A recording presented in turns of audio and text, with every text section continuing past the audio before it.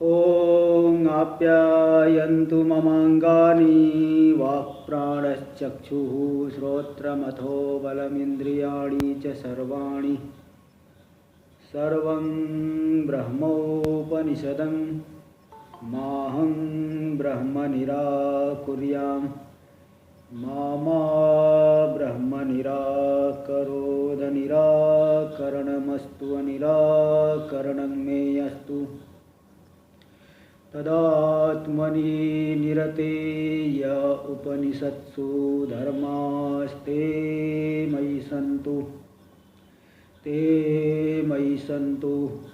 ॐ शान्ति शान्ति शान्तिः। शङ्करं शङ्कराचार्यं केशवं बादरायणं सूत्रभाष्यकृतौ वन्दे भगवन्तौ पुनः पुनः। ईश्वरो गुरुरात्मेति मूर्तिभेदविभागिने व्योमवद्व्याप्तदेहाय दक्षिणामूर्तये नमः। ॐ शान्ति शान्ति शान्तिः। सामवेदीय तलवकार शाखा की केनोपनिषद पर हम लोग विचार कर रहे हैं। इसका जो तृतीय खंड में प्रथम मंत्र आया था, ब्रह्म देवेभ्यो विजिज्ञे तस्य ब्रह्मणो विजये देवा अमहीयन्त ऐक्षन्तास्माकम् एवायं विजयो अस्माकम् एवायं महिमेति। ये जो तृतीय खंड का प्रथम मंत्र पेज नंबर 82 पे आया था। तो ब्रह्म ने देवताओं के लिए विजय प्राप्त की, असुरों को जीता। तो ब्रह्म शब्द का क्या अर्थ है? तो ईश्वर। तो ईश्वर की सिद्धि के लिए यहाँ पे सिद्धांति जो है, ईश्वर तो है ही, सिद्ध ही है, लेकिन वो जो पूर्ववादी लोग कुछ लोग नहीं मानते हैं कर्म से ही संपूर्ण फल मिल जाएगा, ईश्वर मानने की क्या आवश्यकता है, तो उनका खंडन करके ईश्वर का यहाँ पे सिद्धि की जा रही है, की गई। और फिर यहाँ जो जीवात्मा अनेक है, ईश्वर अलग है, भेद है दोनों में, इस बात का जो नैयायिक लोग मानते हैं उसका खंडन वर्तमान में चल रहा है। तो हम लोग पेज नंबर चल रहा है 101 पेज नंबर पे चलेगा। तो यहाँ टीका में देखिए, टीका में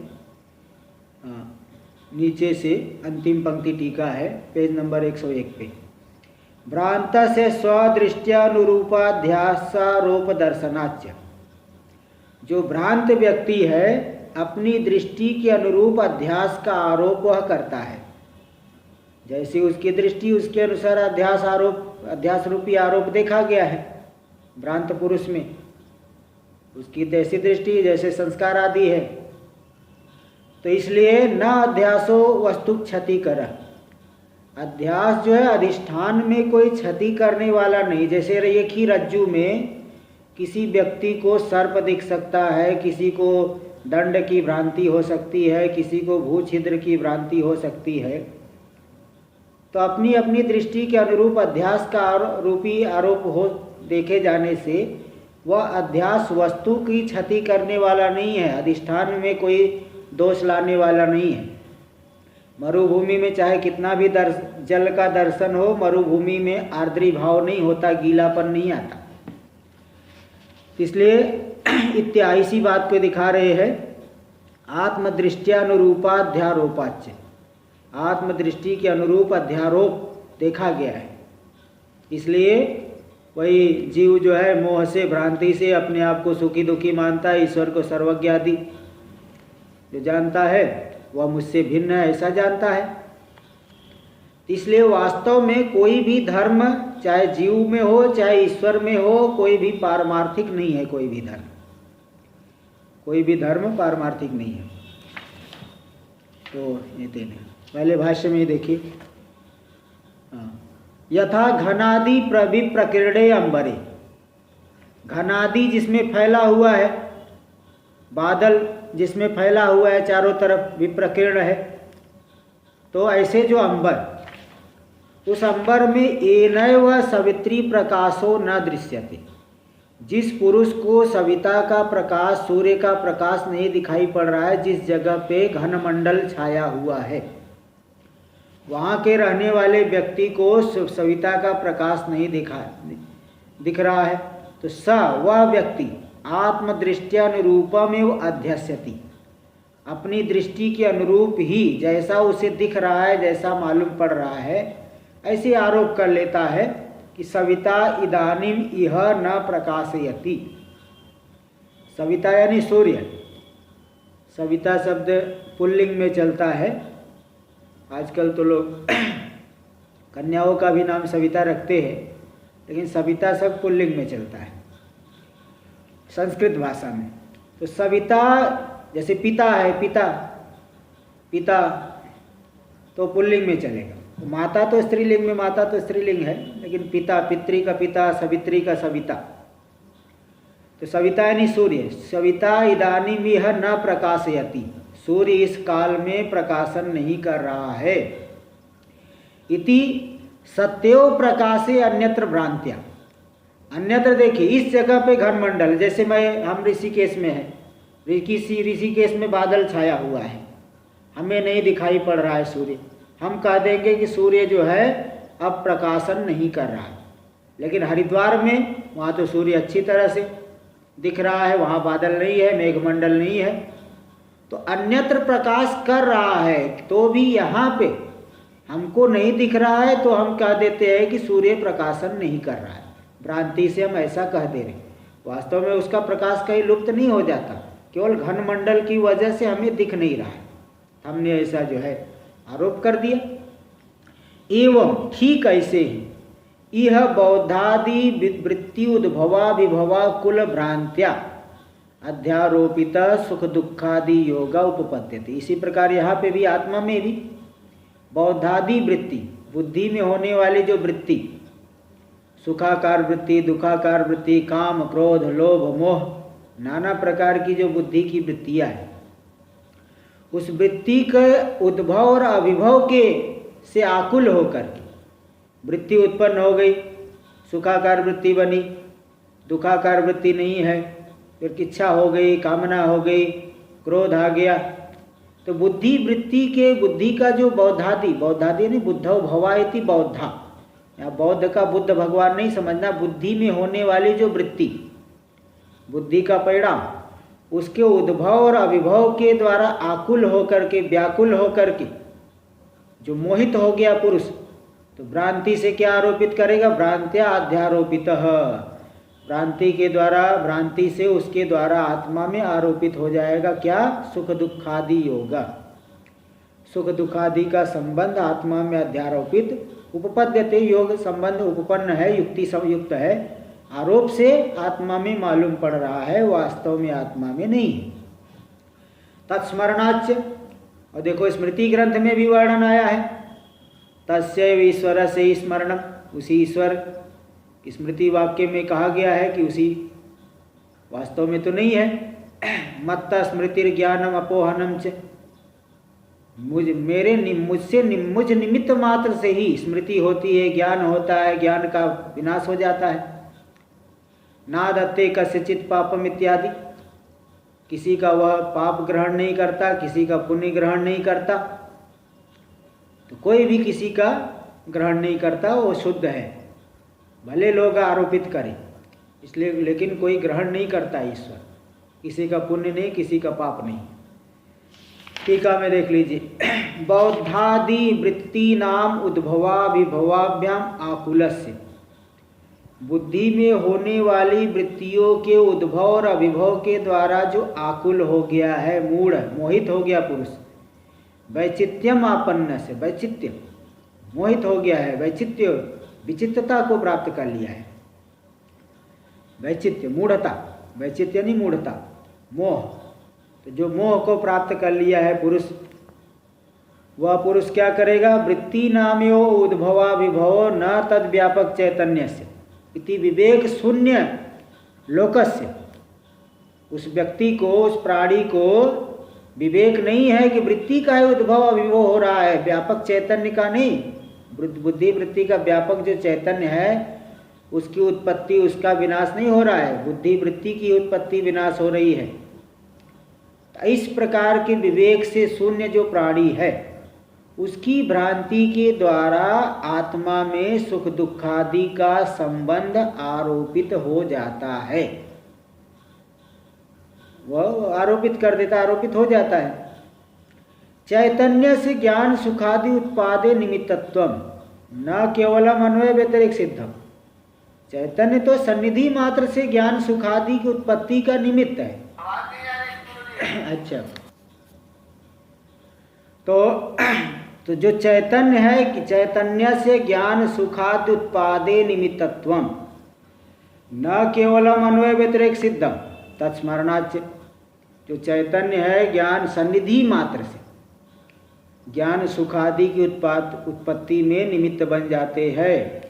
यह बात न केवलम अन्वय व्यतिरेक सिद्धम, अन्वय व्यतिरेक से ही सिद्ध है, केवल ऐसी बात नहीं है, बल्कि भगवान ने स्वयं भी कहा है कि निमित्त उसकी सत्ता मात्र से ज्ञान सुखादि की उत्पत्ति होती है।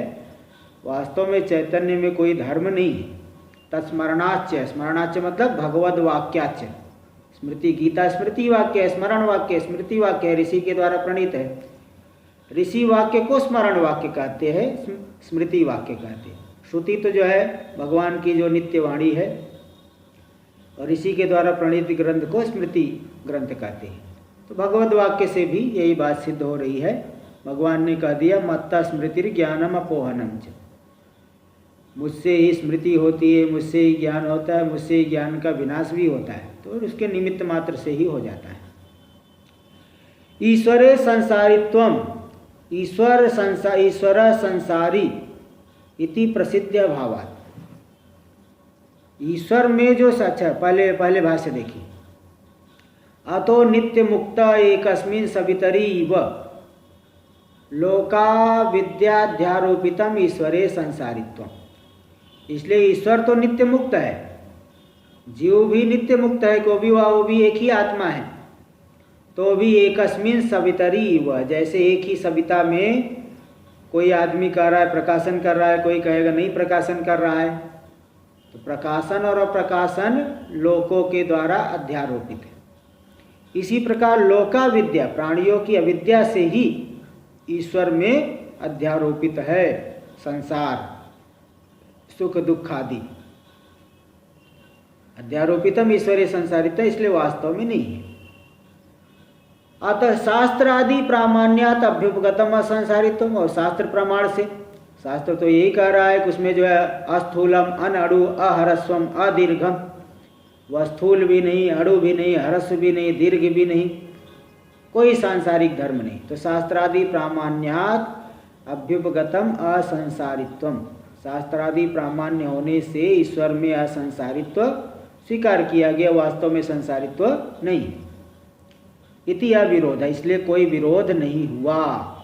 लोकों के द्वारा, सभी के द्वारा अध्यारोपित हो रहा है और वास्तव में संसारित्व नहीं है। तो आरोप से संसारित्व यानी संसार की प्रतीति और वास्तव में असंसारित्व, क्या विरोध है? मिथ्या संसारित्व और वास्तव में असंसारित्व, क्या विरोध हो गया? इति, इस तरह से समझ लेना चाहिए। वह नित्य मुक्त है। टीका में देखिए, ईश्वरे संसारित्वम, ईश्वर संसारीति प्रसिद्ध भावा। ईश्वर में संसारी है, ईश्वर संसारित्व है, ईश्वर में संसार है, ऐसा तो प्रसिद्धि नहीं। ईश्वर संसारी ऐसी तो प्रसिद्धि नहीं है, कैसे आप कह रहे हो? तो बोल रहे कि प्रसिद्ध भाव विशिष्ट अनुगत चित्त स्वरूप। ईश्वर और विशिष्ट चैतन्य, माया विशिष्ट को ईश्वर कहते हैं। उस विशिष्ट में सामान्य अंश है शुद्ध चैतन्य, उस शुद्ध चैतन्य में संसारित्व, ऐसा समझना। शुद्ध चैतन्य में संसार का लोकों के द्वारा अध्यारोप हुआ है। ईश्वर में तो ऐसा प्रसिद्धि नहीं है, किंतु शुद्ध चैतन्य में ही संसार का ज्ञान होता है तादात्म्य कर्म के माध्यम से। तो वह लोकों के द्वारा, प्राणियों के द्वारा अज्ञानी जीवों से अध्यारोपित है। इति व्याख्या, इस तरह से व्याख्या कर लेनी चाहिए। टीका भाष्य में देखिए, एतेन प्रत्येकम ज्ञानादि भेद प्रत्युक्तम। इसी व्याख्या के द्वारा अध्यारोप होने से ही जो प्रत्येक में ज्ञानादि का भेद है, जो मानते हैं कि हर एक जीव में ज्ञानादि भिन्न भिन्न है ना, वह उसका भी खंडन हो गया। वास्तव में जीव में ज्ञानादि का भेद नहीं है। उस जो प्रत्येक जीव में ज्ञानादि का भेद है यह खंडित हो गया। यह मत भी इसी के द्वारा खंडित हो गया, क्योंकि अध्यारोप से ही जो हो जाएगा।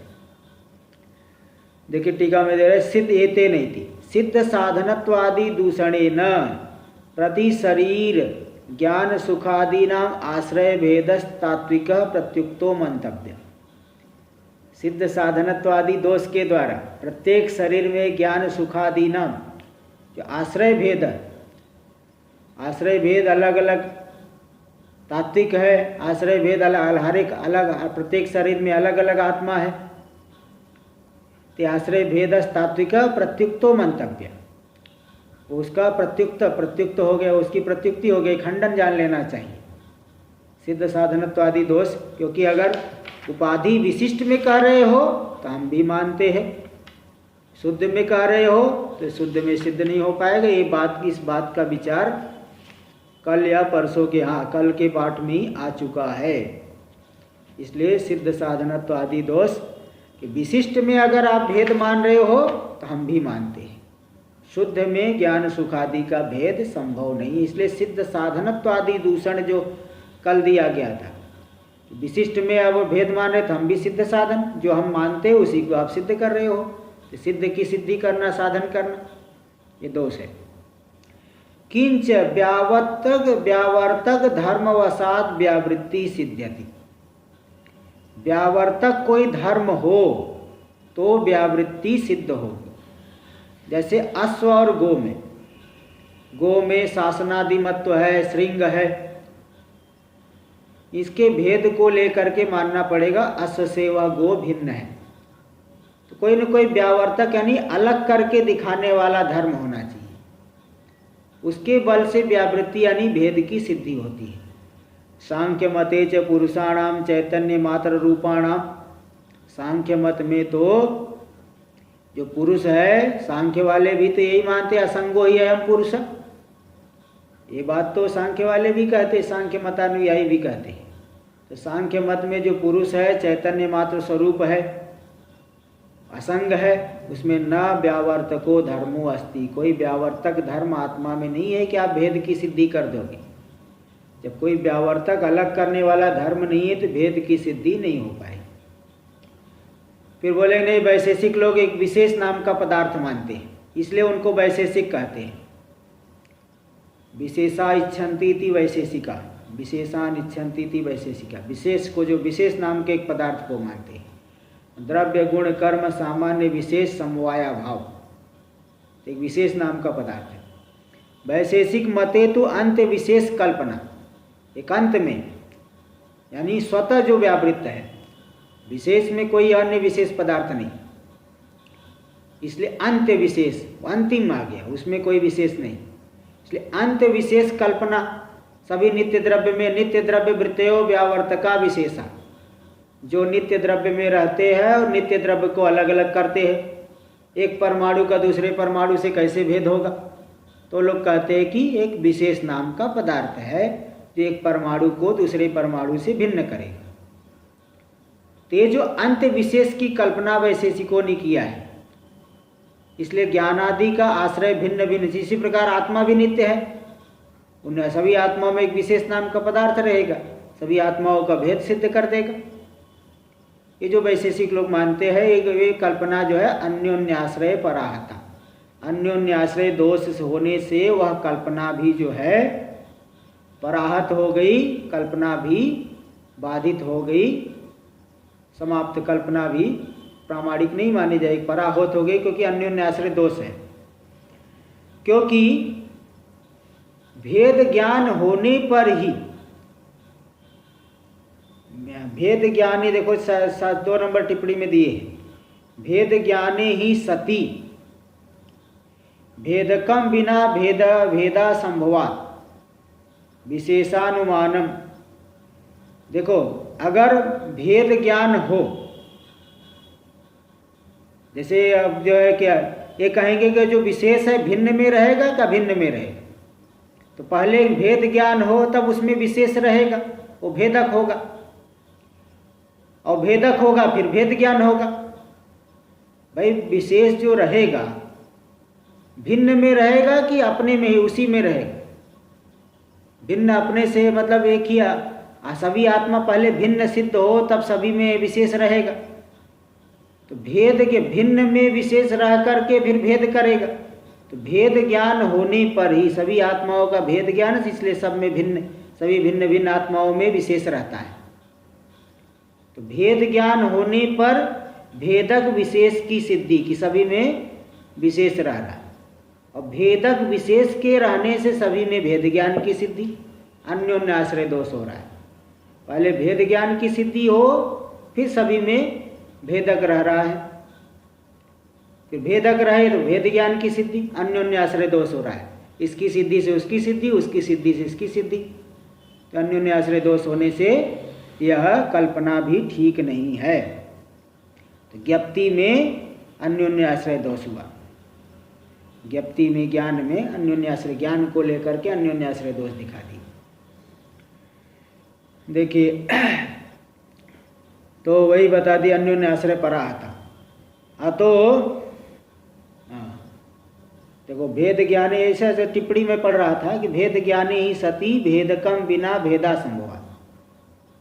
भेदक के बिना तो भेद का संभव तो है नहीं। भेद ज्ञाने ही सती, भेद ज्ञान होने पर ही भेदक, और उस भेदक के बिना भेदा संभव नहीं हो रहा, इसलिए विशेषानुमानम, भेदकम बिना भेदा संभवात विशेषानुमान, तस्य रूपादि राहित्येन प्रत्यक्षा संभवात।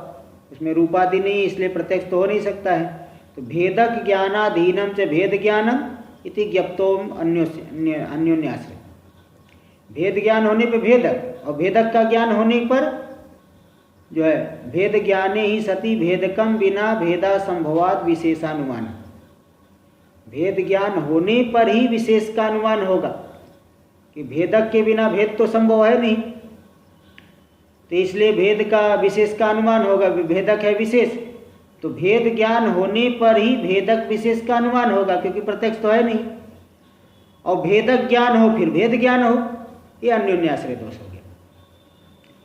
इस तरह से इन्होंने दिखाए। तो तेन निरस्ता, इसलिए विशेष की कल्पना जो मानते विशेष को लेकर के सभी आत्मा भिन्न भिन्न हो जाएंगे, यह कल्पना भी अन्योन्याश्रय दोष से पराहत हो गई, विनष्ट हो गई, बाधित हो गई। अतो निर्विशेषत्वात् पुंसांग न भेदस तात्विका। निर्विशेष होने से पुरुष में कोई भेद तात्विक नहीं है। हाँ, तो ये हो जाएगा तात्विक नहीं, इतिहास सौक्ष्मेति। देखिए भाष्य में दे रहे, सौक्ष्म चैतन्य सर्वगतत्व आदि अविशेषे च भेद हेतु अभाव। सभी आत्मा सूक्ष्म है, सभी आत्मा चैतन्य है, मतलब सभी मतलब सभी शरीरों में जो आत्मा का ज्ञान हो रहा है, सभी सूक्ष्म है, सभी चैतन्य रूप है, सभी सर्वगत व्यापक है। तो जब सभी में समान है, अविशेष यानी समान, सर्वगतत्व आदि अविशेष, भेद हेतु अभाव, भेद का हेतु कोई रहा नहीं, सभी व्यापक है सब। सौक्ष्म चैतन्य सर्वगतत्व आदि अविशेषे च, पेज नंबर 103 पे चल रहा है, अंतिम पंक्ति भाष्य। सूक्ष्मता, सभी जीव सूक्ष्म है, सभी आत्मा सूक्ष्म है, सभी चैतन्य रूप है, सभी सर्वगत व्यापक है, इनमें सर्वगतत्व आदि अविशेषे च। ये जब समानता है, समान रूप से सभी में सूक्ष्मता है, सभी में चेतन रूपता है, सभी में सर्वगतत्व है, व्यापकता है, तब जो इसलिए समान होने पर भेद हेतु अभाव, भेद का कोई हेतु नहीं रह गया, भेद का कोई हेतु नहीं रहा। तो इसलिए निर्विशेष होने से पुरुषों में जो भेद है वह तात्विक नहीं है। काल्पनिक भेद भले कह दो चलेगा। टीका में देखिए, कश्चित दुखी कश्चित सुखी इति दुखादि विक्रिया व्यवस्था अन्यथानुपपत्त्या आश्रय भेदस तात्विक कल्प्यते तत्र। फिर कहेंगे नहीं, आश्रय भेद तात्विक मान लो, कोई क्योंकि कोई दुखी है कोई सुखी है। इसलिए बताया था ना, वो सांख्य लोग एक बताते हैं कि जन्म मरण करणानाम प्रतिनियमाद अयुगपत प्रवृत्तिश्च पुरुष बहुत्वम सिद्धम त्रैगुण्य विपर्याचैव। वो लोग क्या युक्ति देते हैं कि सभी का जन्म अलग अलग हो रहा है, कोई पैदा हो रहा है और सभी का मरण भी अलग अलग है। कोई आज मर रहा है, कोई कल मरेगा, कोई जो है 10 साल बाद, कोई 50 साल बाद मरेगा। तो सबका जन्म अलग अलग है, सबका मरण अलग अलग है, सबकी इंद्रियां अलग अलग है। और इसे अयुगपत प्रवृत्ति से, कोई सो रहा है, कोई बैठा है, कोई लेटा है, कोई जो है दौड़ रहा है, कोई व्यायाम कर रहा है, कोई पढ़ रहा है। तो एक साथ में सबकी प्रवृत्ति नहीं है। इसलिए पुरुष बहुत्वम सिद्धम, पुरुष को अनेक मानना पड़ेगा, अनंत आत्मा। और एक हेतु दे त्रैगुण्य विपर्याच, तीनों गुणों का विपर्य। किसी में सत्व गुण ज़्यादा है, किसी में रजोगुण ज़्यादा है, किसी में तमोगुण ज़्यादा है। तो तीनों गुणों का विपर्य भी देखा जाने से पुरुष बहुत्वम, आत्मा को अनंत बहुत मानना पड़ेगा, अनंत मानना पड़ेगा, त्रैगुण्य विपर्याच। इसलिए वो जो मानते हैं कि वही बात यहाँ दिखा रहे, कश्चित दुखी कश्चित सुखी, कोई दुखी है कोई सुखी है। इति दुखी दुखादि विक्रिया, दुखादि क्रिया व्यवस्थानुपत्या। अगर एक ही आत्मा मानोगे तो किसी में सुख होगा किसी में दुख होगा, ऐसा तो हो नहीं सकता। इस व्यवस्था की अनुपत्ति से आश्रय भेद को तात्विक मानना चाहिए। आश्रय भेदस तात्विक कल्पते। अनेक आत्मा नहीं मानोगे तो सुख दुख आदि की व्यवस्था नहीं बन पाएगी। इसलिए आश्रय भेद तात्विक मानना चाहिए। तो यहाँ सिद्धांती कह रहा ऐसा नहीं कर सकते। वहाँ भी वो जो बताया, सिद्धांती बोलता भाई जन्म मरण आदि शरीर का होता है, आत्मा का नहीं होता है। उपाधि के जन्म से आत्मा का जन्म मानोगे तब तो घट के उत्पन्न होने से आकाश उत्पन्न हो जाए, घटाकाश उत्पन्न, घटा आकाश उत्पन्न हो जाए। लेकिन ऐसा नहीं कहते। घट की उत्पत्ति से आकाश की उत्पत्ति नहीं कही जाती। ऐसे शरीर की उत्पत्ति से आत्मा की उत्पत्ति आदि नहीं कह सकते। इसी प्रकार सुख दुख आदि अंतःकरण के धर्म है। अंतःकरण के धर्म अलग अलग होने से आत्मा में भेद नहीं दिखा पाओगे। इसलिए और भी यहाँ हेतु तेरे विक्रियावत्वे च अनित्यत्वात्। अगर आत्मा में ये सब विकार मानोगे, सुख दुख काम क्रोध, तब तो आत्मा विकारी होने से अनित्य हो जाएगा। जो जो विकारी है सब के सब अनित्य है, तब तो आत्मा भी विकारी होने से अनित्य हो जाएगा। इसलिए ऐसा नहीं कह सकते अनित्य। तो हाँ, तो इसलिए अनित्य आत्मा को तो मान नहीं सकते। इसलिए विकार भी आत्मा में नहीं कहा जा सकता। टीका में देखिए, सुखादि विक्रियाणाम उपाधि धर्मत्वात्। सुख दुख आदि जो विकार है वह उपाधि अंतःकरण आदि के धर्म है। इसलिए नात्म भेद साधकत्वम, आत्मभेद की सिद्धि नहीं कर पाएंगे। धर्म किसी दूसरे जगह में रह रहे, भेद कहीं अन्यत्र सिद्ध करे, ऐसा नहीं होता है। जहाँ रहेंगे वहीं पे भेद। अंतःकरण में कोई सुखी हो रहा है कोई दुखी हो रहा है, किसी के अंतःकरण में सुख हो रहा है किसी में दुख। अंतःकरण भिन्न भिन्न है, न कि आत्मा। इसलिए आत्मभेद के साधक सुखादि विकार नहीं कर पाएंगे। इसलिए व्यधिकरण सिद्धत्व, तो व्यधिकरण सिद्ध है ना। इसलिए भिन्नाधिकरण रूप से निश्चित हो गए। अंतःकरण के धर्म है न कि आत्मा के धर्म। इसलिए आत्मभेद की सिद्धि नहीं कर पाएंगे। किंच न सर्वैरेव मोक्षे विक्रियादि विशेष इष्यते। सभी वादी लोग मोक्ष में कोई विकार आदि को नहीं मानते। मोक्ष में विक्रियादि की विशेष को सभी के द्वारा अभिष्ट नहीं, इससे न इष्यते, नहीं मानते हैं। स्वरूपावस्थानम च मोक्ष, मोक्ष तो स्वरूप में अवस्थित हो जाना यही मोक्ष है।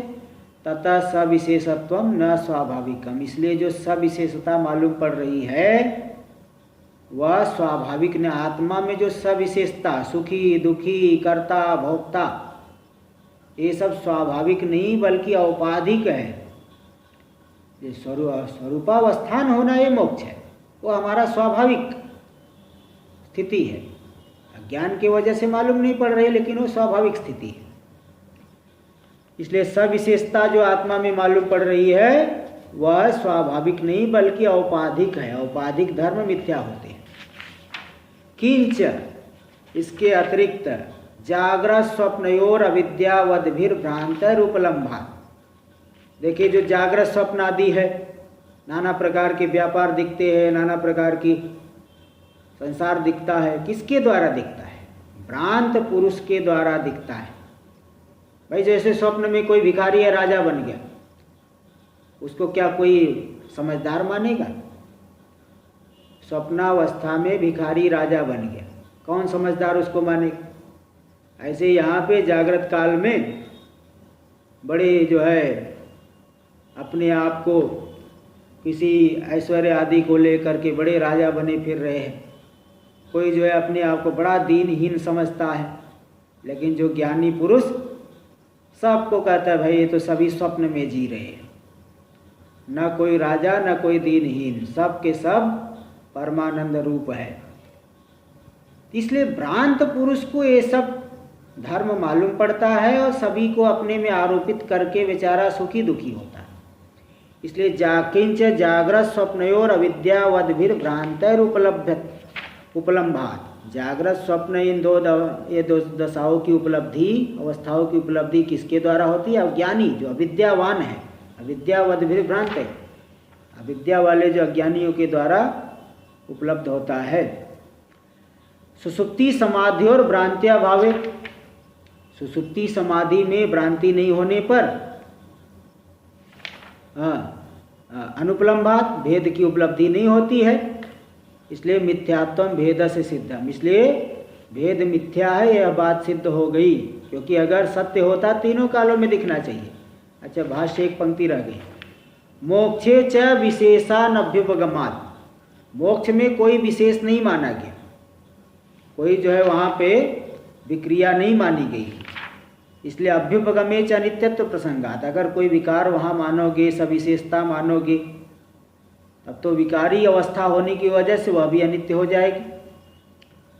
और अभी जो बताया कि भ्रांत अज्ञानी पुरुष को जागृत स्वप्न व्यवहार दिखता है, जागृत स्वप्न के सभी प्रपंच दिखता है। अविद्यावद उपलब्धत्वाच्य, अविद्यावान अविद्यावद जो अज्ञानी है उसके द्वारा उपलब्ध होता है भेद, उपलब्धि होती। इसलिए भेदस्य अविद्यावद उपलब्धत्वाच्य तत्क्षय अनुपपत्ति। इसलिए अविद्या का क्षय होने पर भेद की अनुपपत्ति हो जाएगी, भेद नहीं सिद्ध हो सकता। इति सिद्धम एकत्वम। इस तरह से आत्मा में एकता सिद्ध हो गई, कोई भेद नहीं। अज्ञान की वजह से भेद मालूम पड़ रहा है, अज्ञान नष्ट हो गया तो एकता तो है ही पहले से ही, कुछ कोई सिद्ध थोड़ी करना है। देखिए आगे दे रहे हैं टीका में। अच्छा, तस्मात् हाँ पहले भाष्य देखिए, भाष्य पहले दे रहे हैं। तस्मात् शरीर इंद्री मनोबुद्धि विषय वेदना, देवना नहीं वेदना, वेदना संतानस्य अहंकार संबंधात् अज्ञान बीजस्य नित्य विज्ञान अन्य निमित्तस्य आत्मतत्व याथात्म विज्ञानात् विनिवृत्तौ अज्ञान बीजस्य विच्छेदे आत्मनो मोक्ष संज्ञा विपर्यये च बंध संज्ञा। इसीलिए जो कुछ भी सांसारिक धर्म दिख रहे हैं वह अविद्यक है, विद्या की वजह से। शरीर इंद्री मनोबुद्धि, शरीर देखो अनादिकाल से न जाने कितने शरीर हम लोग धारण कर लिए, कितनी इंद्रिया तो वही है, लेकिन गोलक अलग अलग बदल रहे हैं, शरीर में अलग अलग गोलक है। तो शरीर इंद्री मनोबुद्धि, मन बुद्धि विषय और वेदना, वेदना ने विषयों का जो ज्ञान हो रहा है, इसका जो संतान अनादिकाल से प्रवाह चल रहा है। जिस शरीर में हम लोग गए उसी शरीर में अभिमान करके बैठ गए। कभी हाथी के शरीर में गए, कभी ऊंट के शरीर में गए, कभी मनुष्य शरीर में, कभी देवता शरीर में, कभी कीट पतंग, कभी चींटी ही बन गए। चींटी भी तो जीव है, शक्कर उठा के घूम रही है, वो क्या जीव नहीं है क्या? चींटी भी जीव है, ब्रह्मा जी भी जीव है, सब जो है सब के सब जो है चींटी से लेकर ब्रह्मा पर्यंत सभी के सभी जो है संसरण का अनुभव कर रहे हैं। तो ये जो संतान चल रहा है, प्रवाह चल रहा है अनादिकाल से, जहाँ जहाँ हम कर्मों की वजह से शरीर मिला वही अहंकार करके बैठ गए। तो जो परंपरा अहंकार संबंधात, अहंकार के संबंध से, अहंकार करके यही मैं हूँ, यही मैं स्त्री हूँ, मैं पुरुष हूँ, ऐसा अहंकार करके वहाँ संबंध हो गए। तो उस अहंकार संबंध से जो संतान चल रहा है अज्ञान बीज से, उसका बीज कौन है? अज्ञान उसका उपादान कारण है। अज्ञान रूपी बीज वाला वह संसार परंपरा का है। और नित्य विज्ञान अन्य निमित्त से, नित्य विज्ञान ब्रह्म चैतन्य वह अन्य है जो कि अज्ञान की से, वही इसका निमित्त है। चैतन्य की सत्ता से ही हो रहा है, चैतन्य के बिना तो सब निरर्थक हो गए। कि नित्य विज्ञान जो ब्रह्म चैतन्य है वह उपादान से भिन्न अन्य है, निमित्त कारण है। उस निमित्त को लेकर के यह अज्ञान रूपी बीज वाला संसार चल रहा है। इस संसार वृक्ष को नाश कैसे हो? तो बोल रहे आत्म तत्व यथात्म विज्ञानात्। आत्म तत्व जो हमारा स्वरूप है उसकी यथात्म यथार्थ रूपता का, मैं वही शुद्ध बुद्ध मुक्त व्यापक पर ब्रह्म हूँ। इस प्रकार से आत्म तत्व के यथार्थ ज्ञान से विनिवृत्तौ, उस अज्ञान रूपी बीज की नष्ट हो जाने पर, विनिवृत्ति हो जाने पर, विनिवृत्तौ अज्ञान बीज से, अज्ञान बीज है उसका विनिवृत्ति हो गई। विनिवृत्ति होने पर विच्छेद, अज्ञान बीज का विच्छेद हो जाने पर, विच्छेदे सप्तमी है, लोप हुआ है। आत्मनो मोक्ष संज्ञा, फिर कह देते देखो आत्मा मुक्त हो गया। वास्तव में ये अज्ञान के नष्ट होने से आत्मा को, वो तो पहले से ही है, लेकिन ऐसा कह देते हैं कि मुक्त हो गया। और विपर्य च बंध संज्ञा, जब तक अज्ञान है संसार में सभी नाना प्रकार के शरीरों में मैं मेरा करके व्यवहार कर रहा है, तो वो बंध संज्ञा, बंधन में है जीव, बंध संज्ञा हो गई कि देखो बंधन चल रहा है, बंधन काल। टीका में देखिए, जीवानाम क्रमेण अनेक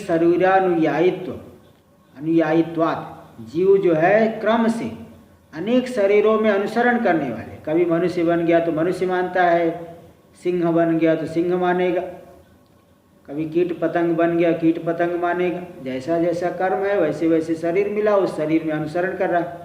आप ही समझ लीजिए, आप बाल्यावस्था से अपने आप को क्या मानते हो? कोई भी व्यक्ति से पूछ लिया जाए, बहुत ज़्यादा लंबी चौड़ी बात आपको क्या बताए, आपसे पूछ लिया जाए कि आप बाल्यावस्था से अपने आप को क्या मानते हो? कोई कहेगा भाई, कोई स्त्री है कहेगा मैं तो अपने आप को स्त्री मानती हूँ, कोई पुरुष है तो बोलेगा मैं अपने आप को पुरुष मानता हूँ, बच्चा कहेगा मैं बच्चा हूँ। किसी बच्चे से पूछो बेटे तुम क्या हो? मैं बालक हूँ। अरे क्या हो, जरा अच्छे से बताओ। तो बताएगा मेरे पिताजी का ये नाम है। नहीं और बताओ, जरा अच्छे से बताओ। बोले अच्छा मेरे माता मेरी मम्मी का ये नाम है। नहीं और बताओ। बोले अच्छा मेरे भाई का ये नाम है। इससे ज़्यादा क्या बताएगा? वो नहीं बताएगा। तो ये जो है सभी जो जीव क्रम से, अभी मनुष्य शरीर मिला है, पहले कोई दूसरा शरीर था, इसके पहले और शरीर था, इसके पहले और शरीर था, अनादि काल से संसार प्रवाह चल रहा है। तो हर एक शरीर में जहाँ चले जाते हैं वही बन जाता है, मतलब वही अभिमान कर लेता है। अभिमान करना ही बनना हो गया। शरीर भाव से ऊपर उठ जाए तो शरीर में रहते हुए भी अपने आप को मनुष्य रूप नहीं मान करके वह ब्रह्म रूप अनुभव करता है ज्ञानी पुरुष। आम आत्मा गुड़ा केशव, मैं आत्म रूप हूँ, ऐसा नहीं कहते कि मैं इस शरीरधारी हूँ। तो प्रातिभाषिक से शरीरादि संतान से मिथ्याभिमान विषयत्वात्, जो प्रतिभास जिसका ज्ञान हो रहा है, दिख रहा है, जो शरीर आदि समुदाय परंपरा, वह मिथ्या अभिमान का विषय, वास्तविक नहीं है। मिथ्या अभिमान कर लिए तो मैं मनुष्य हो गया, मैं पुरुष हो गया, मैं स्त्री हो गया। अभिमान कर लेना ही तद्भाव की प्राप्ति है। सुक्ति रूपवत, जैसे सुक्ति को रजत रूप से मान लिया, यही रजत हो गया। मान लेना ही वहाँ रजत है, दौड़ के गया तो नहीं मिलेगा। तो सुक्ति रूपवत अज्ञान बीज से विच्छेदे, तो जैसे वहाँ पे अज्ञान नष्ट होने पर मालूम पड़ता है यहाँ रजत नहीं, इसी प्रकार अज्ञान रूपी बीज नष्ट होने पर, अज्ञान बीज वाला संसार का नाश हो जाए अज्ञान के नाश से। तो आत्मनो मोक्ष संज्ञा, अज्ञान हट जाने से जो है कल्पित जो बंधन था कल्पित बंधन की निवृत्ति हो गई तो कहेगा मैं मुक्त हो गया। अरे तो दूसरे लोग कहेंगे मुक्त हुए हो। ज्ञानी तो यही अनुभव करे मैं तो पहले भी मुक्त था। ज्ञानी यही ज्ञान होने के बाद यही अनुभव करेंगे कि मैं पहले से ही मुक्त था, ये बंधन की भ्रांति थी, मुझ में कभी बंधन आया ही नहीं। ऐसा जो है ज्ञानी को ज्ञान होता है। लेकिन लोग व्यवहार में कह देते हैं हमारे गुरुजी मुक्त हो गए, वो मुक्त हो गए, तो वो आत्मा की मोक्ष संज्ञा हो जाती थी संबंध। आत्मनेति कस्माद उच्यते, बोले आत्मा में बंधन क्यों कह रहे हो? विशिष्ट से बंध मोक्ष किम निश्चित, विशिष्ट में बंधन, जीव में बंधन क्यों नहीं मान रहे हो? शुद्ध में बंधन क्यों मान रहे? तत्र स्वरूपापेक्षत्वात्। देखो स्वरूपापेक्षत्वात् उभयो हो, उपाधि स्वरूप की अपेक्षा वाले ये दोनों है ना। उपाधि को लेकर के बंधन, उपाधि में तादात्म्य, उपाधि का तादात्म्य हट गया तो मुक्ति। देखो टीका में दे रहे, टीका में इस बात को बता रहे। विशिष्टस्य मोक्षे अन्वया संभवात्, विशिष्ट में बंधन और मुक्ति क्यों नहीं कही जा रही? क्योंकि जब ज्ञान से अज्ञान निद्रा हटेगी तब अपने आप को शुद्ध आत्म रूप देखेगा, जीव रूप मुक्ति दशा में नहीं देखेगा। तो मोक्ष दशा में विशिष्ट का अन्वय संबंध नहीं है, असंभव। अन्वया संभवात्, अन्वय हुआ संसारा निवृत्ति प्रसंगात्। अगर मोक्ष दशा में ही विशिष्ट की अनुवृत्ति हो गई, कोई अपने आप को मुक्त भी कह रहा हो और कहे नहीं तो मैं तो मनुष्य हूँ, अब मनुष्य का भी अभिमान करे और मुक्त भी हो, तब तो संसार की निवृत्ति उसकी नहीं हुई है। अगर अनमोक्ष दशा में विशिष्ट का अन्वय होगा तो संसार की निवृत्ति नहीं हुई। संसारा निवृत्ति प्रसंगात् अन्यस्य च बंधे अन्यस्य च मोक्षे साधन वैयर्थ्यात्। और बंधन का अनुभव कोई दूसरा करे, मुक्ति कोई दूसरा, मुक्ति किसी दूसरे की हुई, तब तो साधन व्यर्थ हो गया। साधन व्यर्थ हो जाएगा तब तो। इसीलिए उपाधि वैशिष्ट द्वारेण स्वरूपस्य उपाधि प्रतिबिंब कल्पस्य बंध मोक्ष। उपाधि में, उपाधि वैशिष्ट, उपाधि के संबंध के माध्यम से स्वरूप में ही बंधन और मोक्ष। उपाधि प्रतिबिंब कल्पस्य, उपाधि प्रतिबिंब के समान प्रतिबिंब कल्प जो है, जो स्वरूप है, उपाधि संबंध से जो प्रतिबिंबता के समान प्राप्त कर लिया है। वास्तव में प्रतिबिंब नहीं है, प्रतिबिंब भाव की के जैसी वो प्राप्ति कर लिया है। तो इस प्रकार से उपाधि प्रतिबिंब कल्प जो है, ऐसा जो स्वरूप, स्वरूप में ही बंधन और मोक्ष है, उपाधि वैशिष्ट, उपाधि संबंध के माध्यम से। इसीलिए अभी वाक्य सुधा में भी ये आया था कि भाई जो जीव है मुक्ति दशा में तो रहेगा नहीं, और जो साक्षी है वो तो नित्य शुद्ध बुद्ध मुक्त है। तो फिर बंधन और मुक्ति का प्रतिपादन करने वाला शास्त्र व्यर्थ हो गया। इसका समाधान दिए नहीं। उपाधि, ये जो साक्षी है उसका जीव के साथ तादात्म्य, जीव के साथ तादात्म्य होने से जीव के धर्म भी साक्षी में आरोपित होते हैं। इसलिए उसके साथ तादात्म्य करके साक्षी ही संसार का अनुभव कर रहा है। तो यही बात है, याद बता दिए कि उपाधि के संबंध के माध्यम से शुद्ध स्वरूप जो है उसी में बंधन का ज्ञान हो रहा है, और उपाधि संबंध हट गया तो वही मोक्ष। वास्तव में बंधन नहीं, मोक्ष नहीं। तो प्रतिबिंबो ही वाच्य रूपेण मिथ्या, प्रतिबिंब जो है वाच्य रूप से तो मिथ्या है, और लक्ष्य रूपेण तो बिंब में, वह लक्ष्य रूप से बिंब ही है। इसलिए पहले बताया था प्रतिबिंब, आभासवाद, प्रतिबिंबवाद और अवच्छेदवाद, ये कल बताया था, कल के पाठ में आया था। देखो यहाँ भी स्पष्ट है। तो वही बात यहाँ दिखा रहे हैं कि जो प्रतिबिंबवाद है, प्रतिबिंबवाद क्या है कि प्रतिबिंब को सत्य मानते हैं। विवरण मत, मुख्य मत वही है।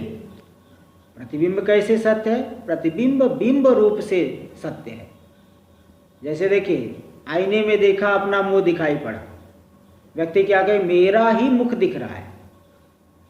तो ग्रीवास्थत्वेन, ग्रीवा में जो मुख है, इधर ग्रीवा में स्थित रूप से यह सत्य है, और दर्पण में स्थित जो दिख रहा है वह दर्पणस्थत्वेन मिथ्या है।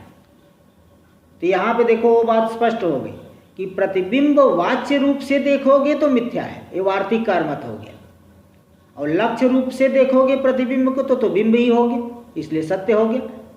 इसलिए प्रतिबिंबवाद में जो जीव को प्रतिबिंब रूप मानते, प्रतिबिंब सत्य है ऐसा जो मानते हैं, बस लक्ष्य रूपेण वो सत्य है। यही देखो ये बात एकदम स्पष्ट यहाँ पे टीका में दे दी। प्रतिबिंबो ही वाच्य रूपेण मिथ्या, प्रतिबिंब वाच्य रूप से, उपाधि विशिष्ट रूप से देखेंगे, दर्पण में स्थित मुख को तो मिथ्या है, किंतु ग्रीवा में जो स्थित मुख है वही दिख रहा है वहाँ पे, तो ग्रीवा में स्थित रूप से वह सत्य है, बिंब रूप होने से सत्य है।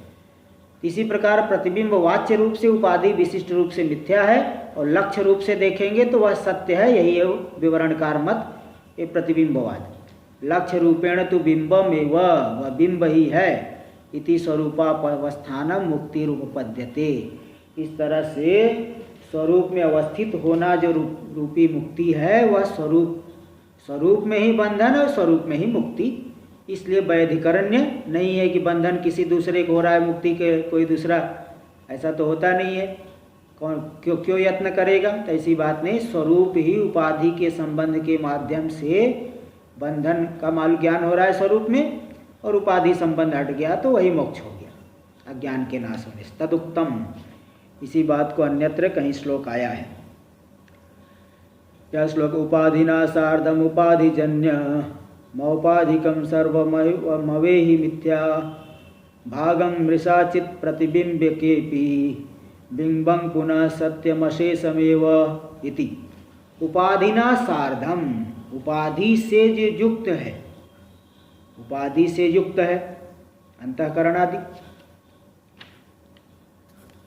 उपाधि से जो युक्त है, उपाधिजन्य, उपाधि से जो जन्य है, औपाधिकम, ऐसा जितने भी औपाधिक धर्म है, कर्तृत्व, भोक्तृत्व, सुख दुख, सर्वम अवेहि मिथ्या, इन सभी औपाधिक धर्मों को अवेहि मिथ्या, अवेहि सर्वम मिथ्या, अवेहि सबको मिथ्या जानो, अवेहि जानो, सबको मिथ्या जानो, औपाधिक धर्म जितने हैं सब मिथ्या, ऐसा जानो। और भागम मृषा, भागम यानी विशेषण अंश, जो बुद्धि आदि अंश है, उपाधि वह मिथ्या है। चित्त प्रतिबिंब के भी, चित्त प्रतिबिंब में भी वो जो भाग विशेषण अंश है वह मिथ्या है। और बिंबम पुनः सत्यम अशेष, वह जो बिंब है वह तो सत्य है, बिंब जो चिन्ह मात्र है वह तो सत्य है।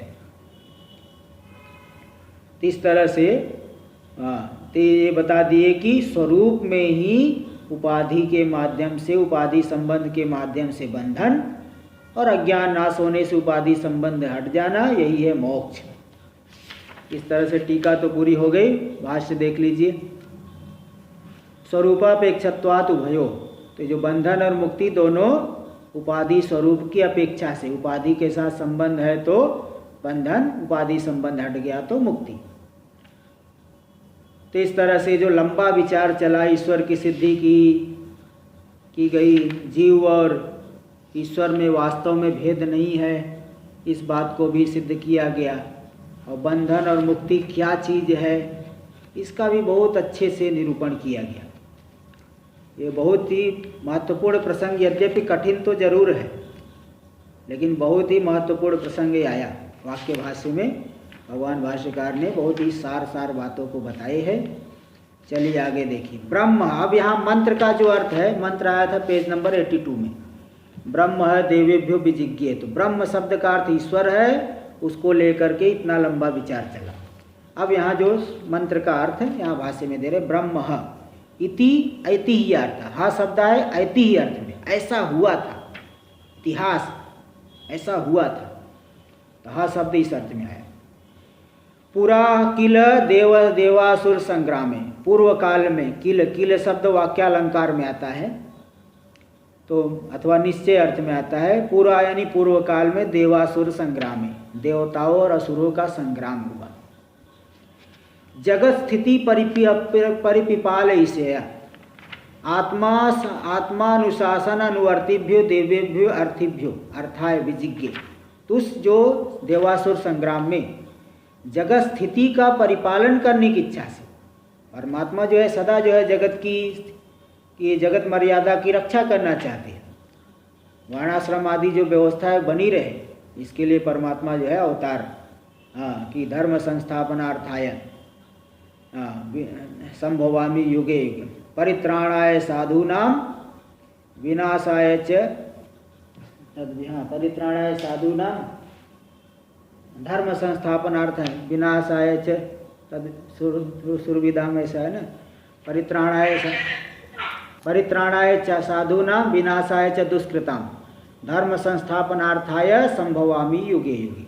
साधु पुरुषों की जो है सज्जनों की रक्षा के लिए और जो पापी लोग हैं उनका विनाश करने के लिए, धर्म की स्थापना के लिए परमात्मा अवतार लेते हैं।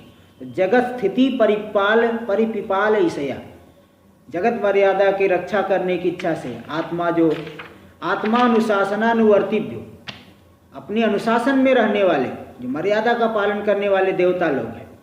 देवता लोग अर्थी है, क्योंकि दो लोग युद्ध कर रहे तो दोनों चाहते मेरी विजय हो, किंतु परमात्मा की आज्ञा मानने वाले देवता है, इसलिए देवेभ्यो अर्थिभ्यो अर्थाय विजिज्ञे, परमात्मा ने विजय हासिल की, विजय प्राप्त किया। अजयसीद असुरान, असुरों को जीत लिया।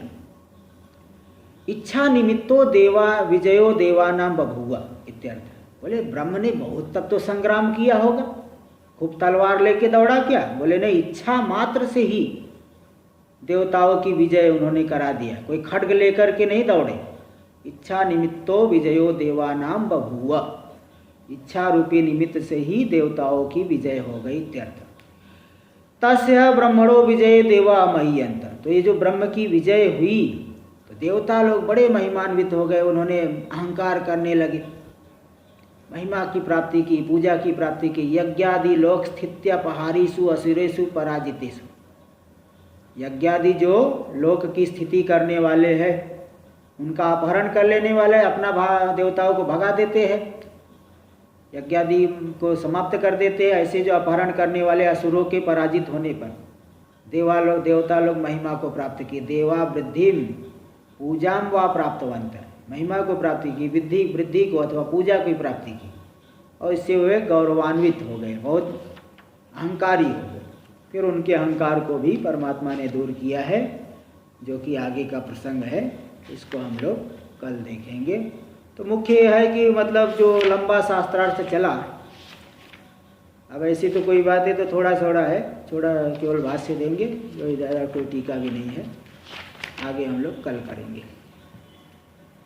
ओम आप्यायन्तु ममांगानि वाक्प्राणश्चक्षुः श्रोत्रमथो बलमिन्द्रियाणि च सर्वाणि सर्वं ब्रह्मोपनिषदं माहं ब्रह्म निराकुर्याम् मा ब्रह्म निराकरोद निराकरणमस्तु अनिराकरणं मे यस्तु तदात्मनि निरते य उपनिषत्सु धर्मास्ते मयि